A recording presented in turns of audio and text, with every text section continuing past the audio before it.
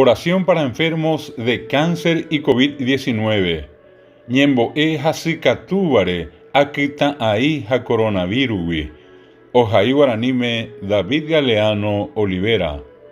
Jesús de Nazaret, Jesús Nazareguá, sea tu preciosísima sangre, tajae derubine porambayepeva, que recorre el mundo entero, oikundajaba ko ibora pucucue, la que limpie todo vestigio de malos fluidos de enfermedad, peomopotiva o paitemba asira picuere, especialmente durante esta pandemia, comba asirubisha allá, que está azotando a toda la humanidad, oyo pibaiba, maimabe abape.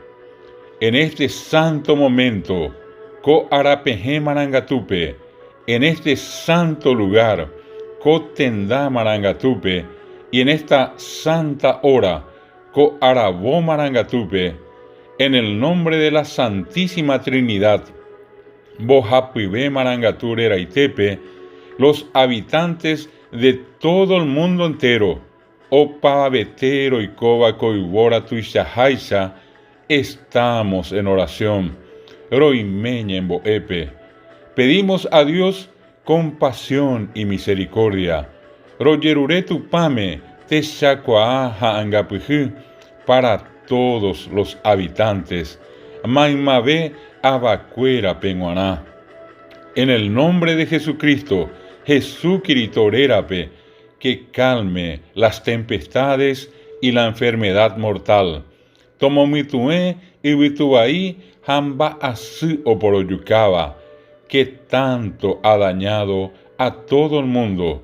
Maimaitere Oyapobayeteba, por tu dolorosa pasión, de Yehasá Asete Barerape, ten piedad y misericordia de nosotros y del mundo entero.